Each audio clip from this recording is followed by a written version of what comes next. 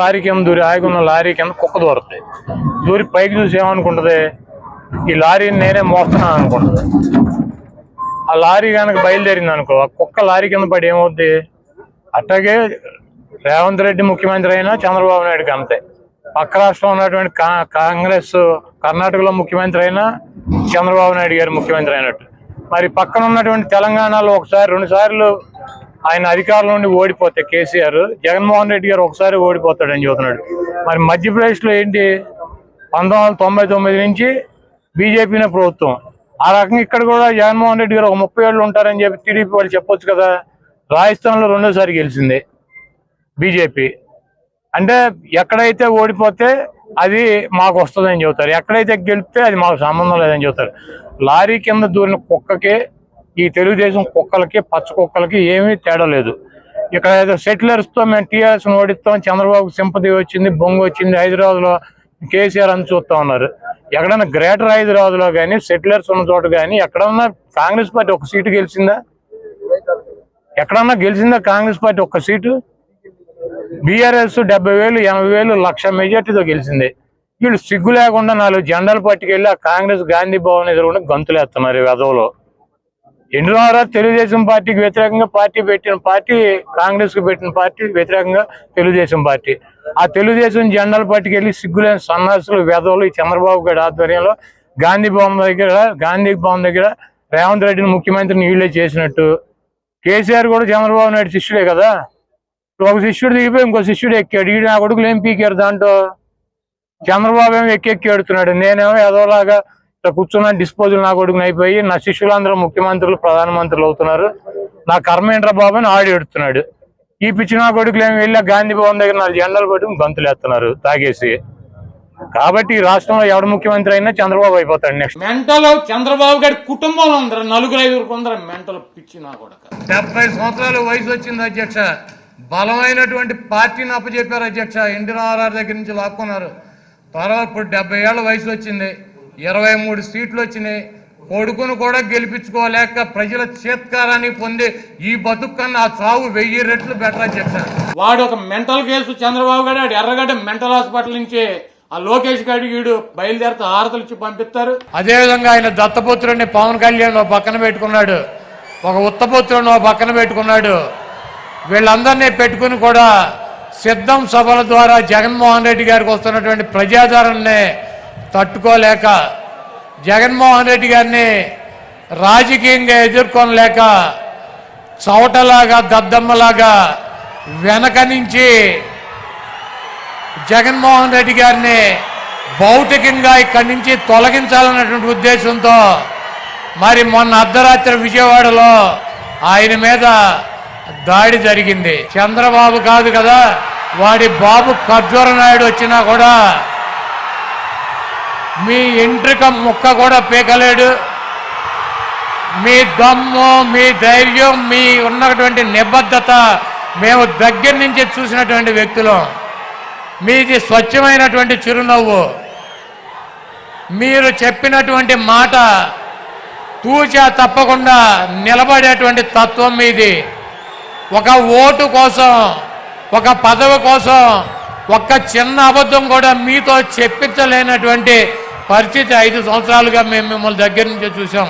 ఈ దుర్మార్గుడైనటువంటి దొంగ అయినటువంటి 420 అయినటువంటి చీటర్ అయినటువంటి వెన్నుపోటుదారుడైనటువంటి చంద్రబాబు నాయుడిని పాతాళంలో పాతి పెట్టాలని చెప్పి చంద్రబాబు నాయుడు మొన్న చెప్తున్నాడన్న, జగన్మోహన్ రెడ్డి నీకు కత్తేలుస్తానని. చంద్రబాబు ఇదే నీకు ఆఖరి ఎన్నికలు. జగన్మోహన్ రెడ్డి గారు అంతు చేల్చాలంటే నువ్వు ఒక జన్మెత్తాను, ఇంకో జన్మ. అధ్యక్ష, నన్ను ఎర్రగడ్డ పిచ్చి హాస్పిటల్లో చేర్చమని చెప్పాడు అధ్యక్ష అచ్చెన్నాయుడు గారు.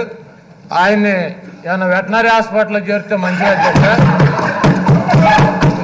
ఎందుకంటే అధ్యక్ష వాళ్ళ నాయకుడు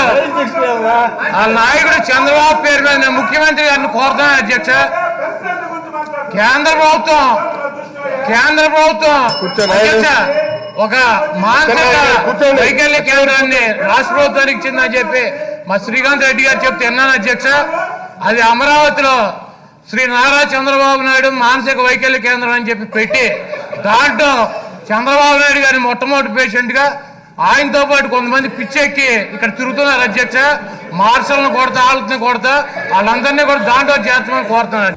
దానికి పనికి మాలినటువంటి వెధవలు ఈ 420 బ్యాచ్, ఈ తెలుగుదేశం పార్టీ కుక్కలో ఎన్టీఆర్ని అమ్మని, చెల్లిని, భార్యని తిడతారు. ఈరోజు సిగ్గు లేకుండా ఇదే వెధవలో ఎన్టీఆర్ అభిమానుల ఓట్ల కోసం ఎన్టీఆర్ జెండా పట్టుకొని తెలుగుదేశం పార్టీ మీటింగులకు వెళ్తే తరిమి కొట్టినటువంటి ఈ వెధవలు, ఈ 420 నా కొడుకులు ఈరోజు ఎన్టీఆర్ జపం చేస్తున్నారంటే దట్ ఈజ్ ఎన్టీఆర్. ఈరోజు మీరందరూ కూడా ఆలోచించుకోండి. ఈ గుంట నక్క చంద్రబాబు ఏం చేశాడు?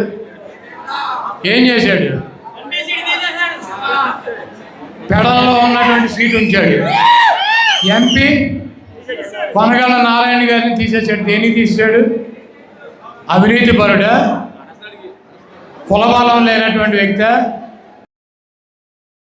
రోజు ఈ నీతులు చెప్పేటువంటి చంద్రబాబు ఆయన ముఖ్యమంత్రిగా ఉండగా 1998లో ఫైర్ యాక్సిడెంట్ జరిగింది అదే కంపెనీలో.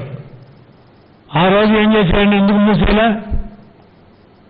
అదే కంపెనీలో ఫైర్ యాక్సిడెంట్ జరిగి అనేక మంది తీవ్ర గాయాలయ్యి ఈ రోజు కూడా ఒళ్ళు కాలిపోయి 70%, 60% జీవోత్సవాల్లాగా జీవిస్తున్నటువంటి వ్యక్తులు ఆ ఫ్యాక్టరీ వాళ్ళు ఉన్నారు. నువ్వు 14 సంవత్సరాలు ముఖ్యమంత్రిగా ఉండి ఆ కంపెనీని ఎందుకు ఉంచరా?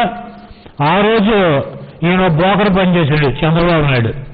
అది హిందుస్థాన్ కంపెనీ. ఈరోజు ఆంధ్రప్రదేశ్లో జరుగుతున్నటువంటి పోలింగ్ని పరిశీలిస్తే ముఖ్యంగా మహిళామ తల్లులు, వృద్ధులు, అదేవిధంగా యువత అందరూ కూడా పెద్ద ఎత్తున ఓటింగ్లో పాల్గొని వాళ్ళ భవిష్యత్తుని నిర్ణయించుకునేటువంటి ఈ ఎన్నికల్లో వాళ్ళు మంచి ప్రభుత్వానికి ఓటేస్తున్నారని చెప్పి నేను భావిస్తున్నాను.